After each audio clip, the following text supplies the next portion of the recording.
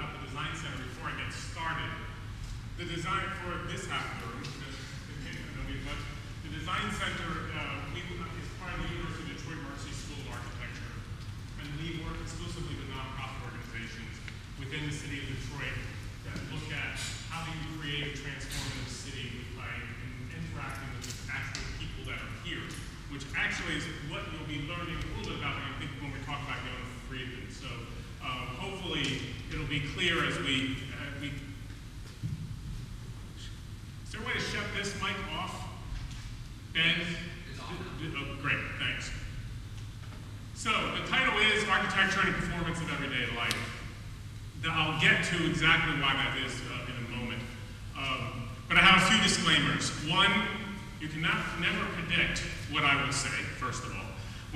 Oftentimes when people invite you to be at a lecture, they have an idea of what they're going to talk about. But the reality is we talk about what we want to talk about. And I have a set of issues that I'm going to try to bring out that may not be this mainstream from what is written about Yona Friedman. The second thing is, he's 87 years old. And he's been practicing the entire time, and the piece that's in the exhibition is something that was designed by himself. So this is really a small part of his long, rich career. It's not supposed to be comprehensive. It's not even supposed to be about the projects. It's a reading of it. And that relates to the last. I am not here to explain the projects. I'm not going to explain this is what Spatial City is about, this is what the Graffiti Museum is about, or the Museum of Simple Technology. I'm here to really present a point of view, or in this case, an anointed view. I'm here to ask to talk about this work, and trying to essentially set up some undercurrents to why that sort of move through the work from really the Spatial City onward. But I'm showing stuff from 2009 all the way back to 1959. So really trying to find undercurrents and sort of things that are consistent throughout.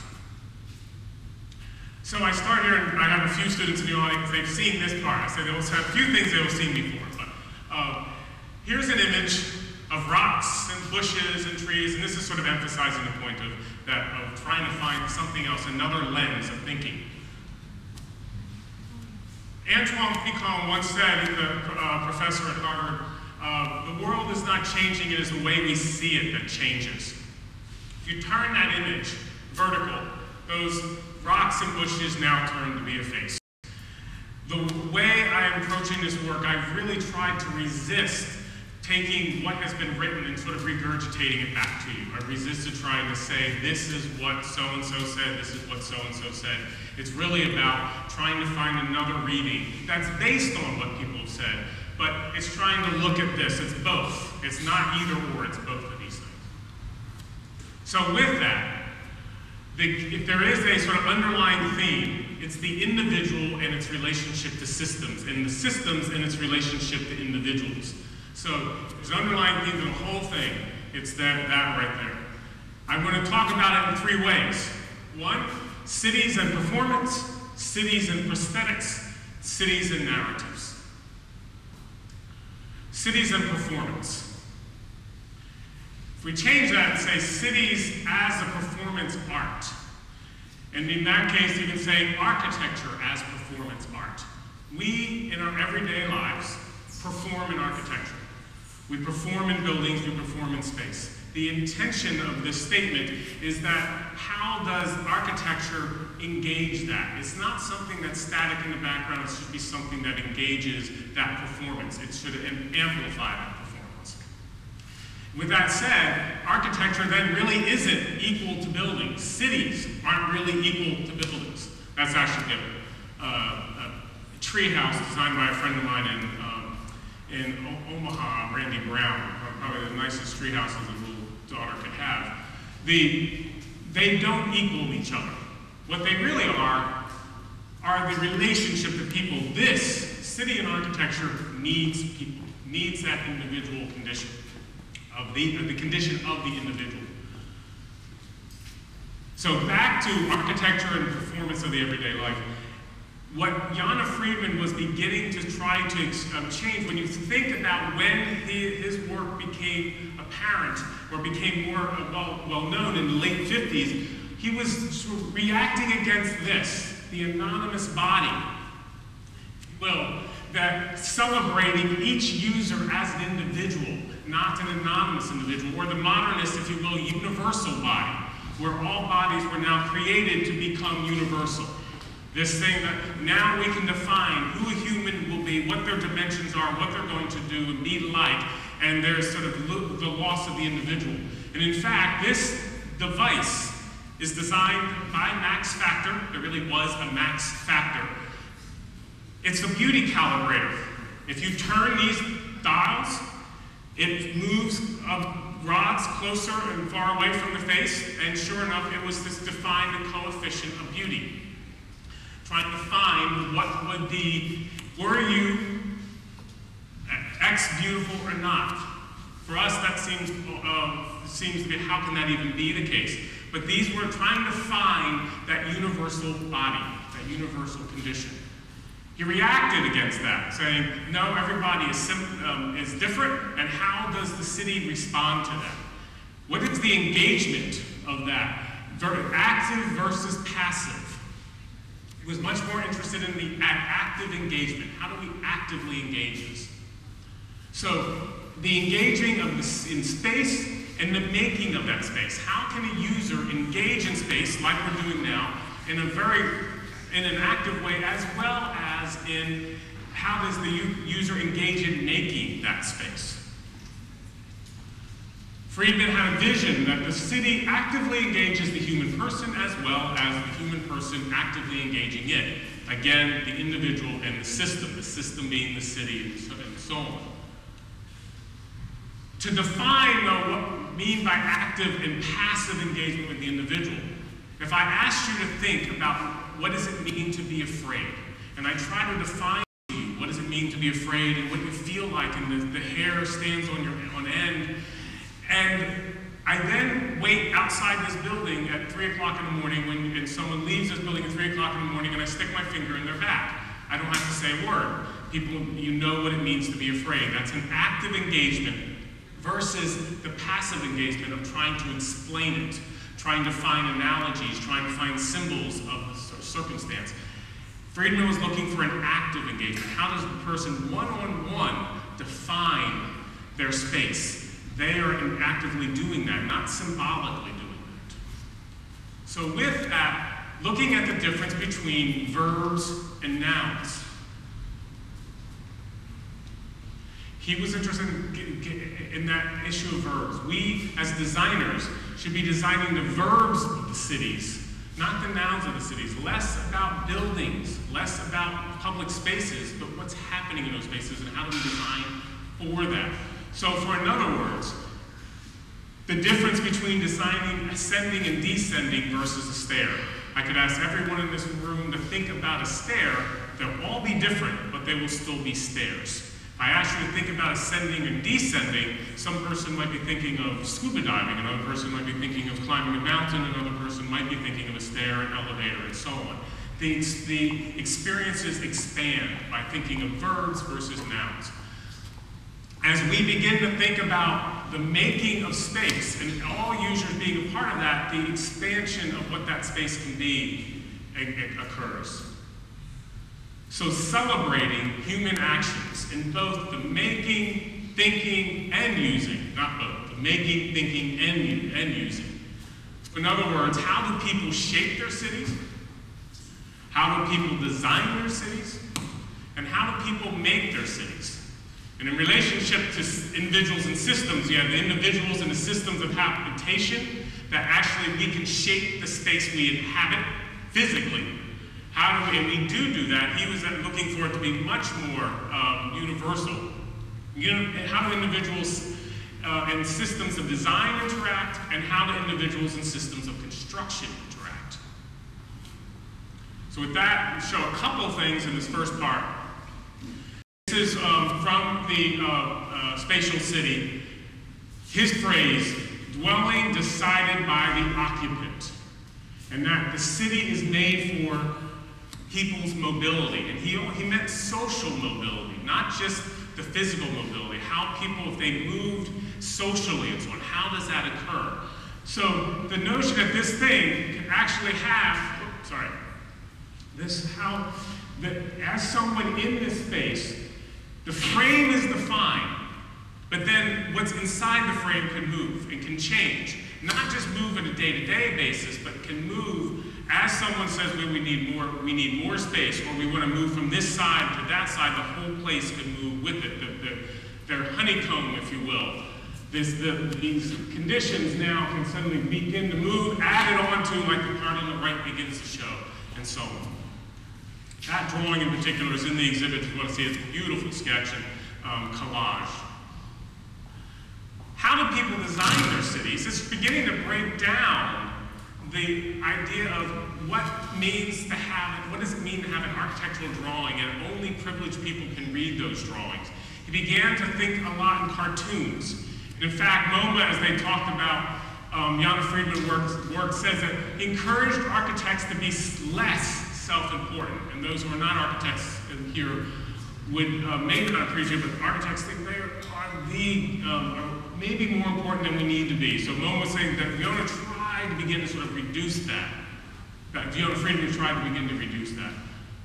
So these cartoons that were being made to help sort of, that has become the communication between everyone, not just between architects with themselves or architects with non-architecture, but that they interact, that they're to be interacted with in a larger audience with each.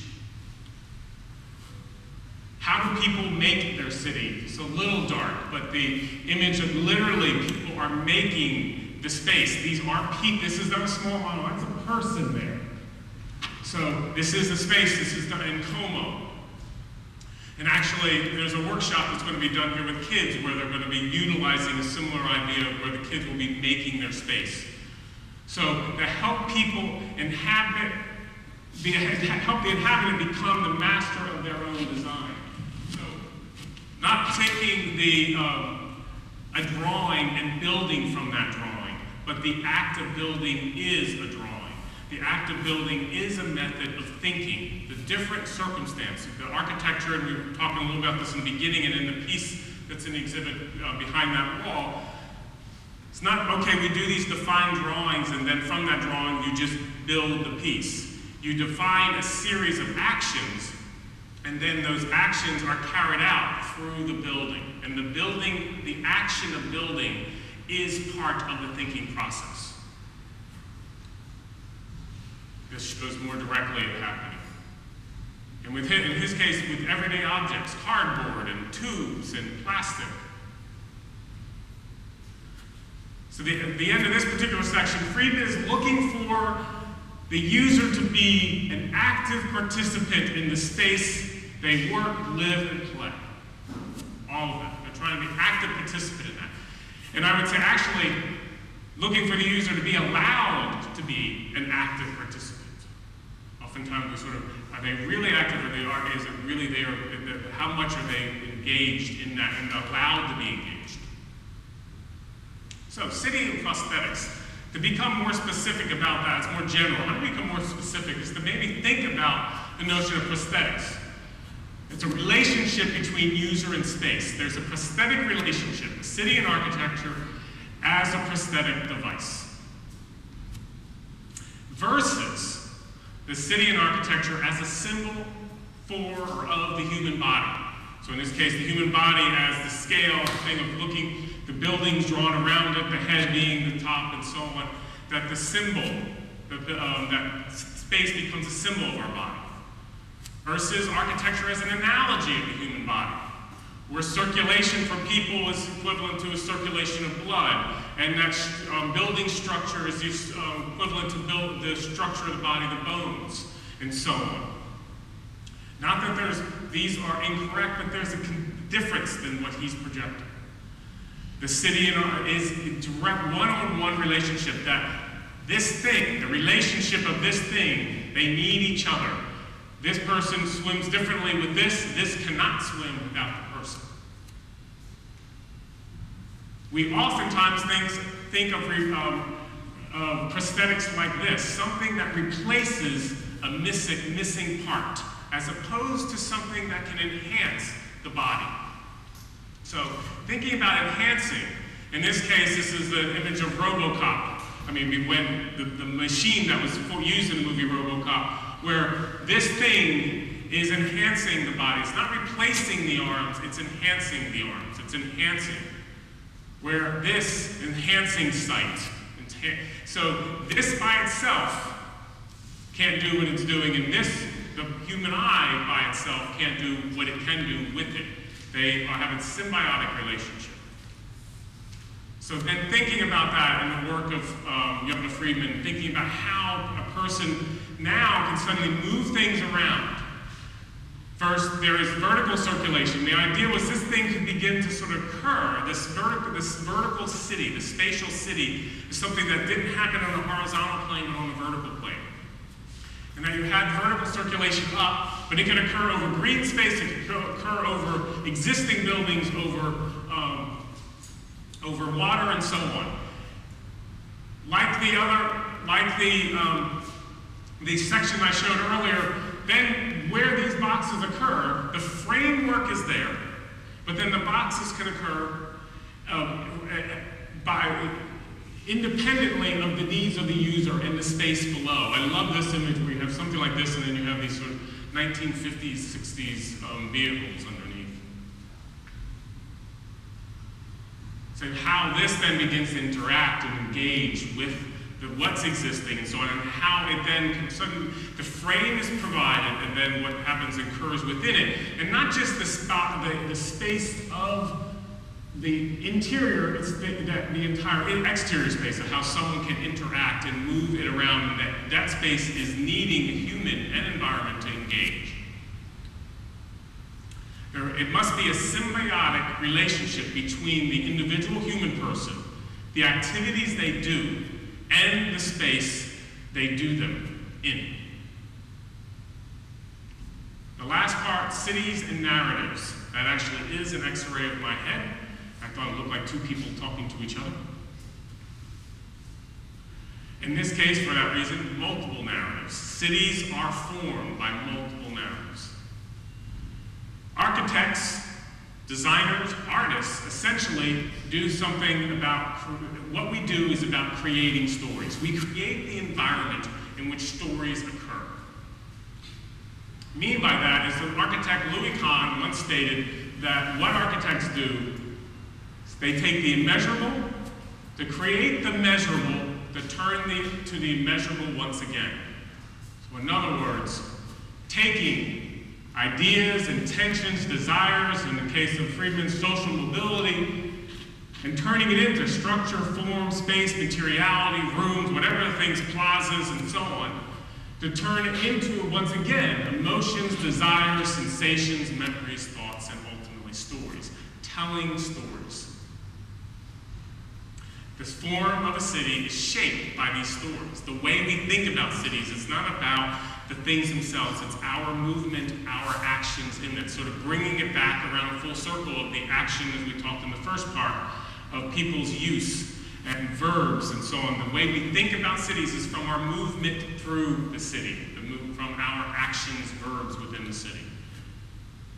If you're thinking of the film, Hitchcock's film Rear Window, the idea of looking at being in one and thinking of now that frame with these cells within the frame, and then suddenly thinking of this the building and each room, each apartment being a cell, and Jimmy Stewart looking through the camera to one of these cells. And in fact, this one cell I chose is the one where Alfred Hitchcock makes his cameo appearance there in the background.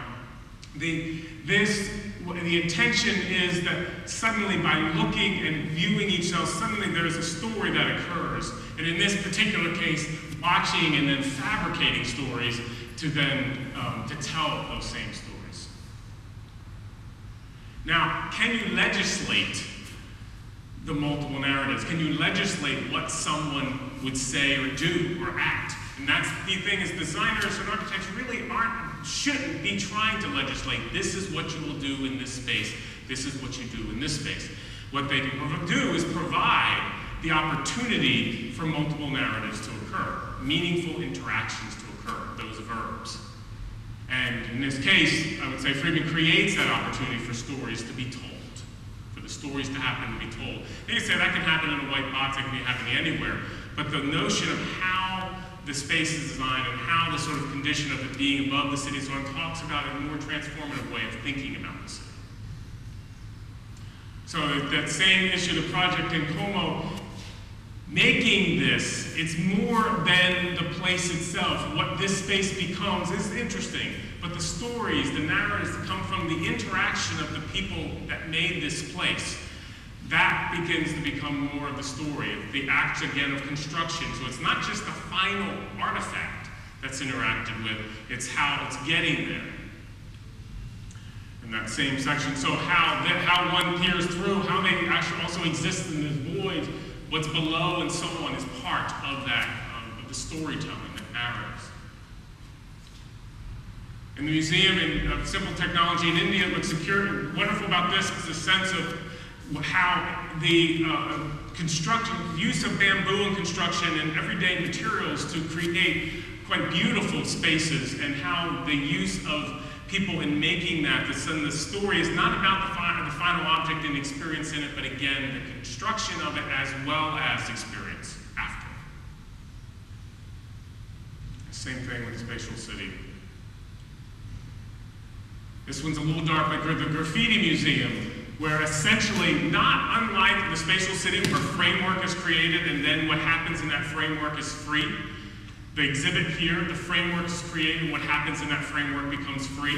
It's the same thing here, a framework is constructed, and then what happens within that framework, then the graffiti and so on is free. And then that begins, so the act of drawing is not by the architect, the designer, it's by everyone. And even the baking of these wood frames as well. Our conception of the city is formed by these stories, as I said, what we tell and how we hear them. What better than thinking of Detroit? People think about the city based on how we tell the story of the city, and how, if you will, media tells stories of the cities, and where they conflict, and where that rub is. And with that, I'd like to actually spend 3 slides. This is where you cannot predict what I'm going to say. I'd like to predict the relationship between Detroit and the vision of Spatial City. A few slides to do that, because I think it's actually fitting that the opening is occurring right at the beginning of the public forum of this framework plan that the city, the Detroit Works plan that the city is undertaking. There's an interesting sense of Friedman's desire for an equitable city. I didn't actually say it that way, but when you think about a city that engages the person's individuality and engages them in the construction, that becomes a city about the engagement of people that's really an equitable city, where people are part of the making process, where the city is made for people's mobility, and where people are connected to the place. I didn't mention, but when you're building and you're part of the making of that place, you become connected to that place. If you're part of its structure, part of its thought process, you become more connected to that place. Yona Friedman had a vision of a transformative city. Those images, and I'm showing, are not exactly small gestures. They're obviously strong, transformative gestures that at the same time, though, celebrated the individual person. It was about the person creating a framework and then moving back and letting stuff happen, if you will. So that emphasis on transformative. Because Detroit actually is in that same opportunity. And Ben and I talked about this beforehand. You can argue that we had an opportunity many times. But we're at this opportunity. Can we take advantage of having the chance to have a transformative urbanism that celebrates the people that are here and the circumstance of the individuals that are part of the city. That's the hope of what's potentially here. And I said with that again, transformative, the notion that there should be some exciting opportunities that could happen when you think, not that there has to be and look what you see in Spatial City, but the idea that some major circumstances could occur and alter the reality, that while at the same time celebrating people and their individuality. With that, I say thank you and be open for questions.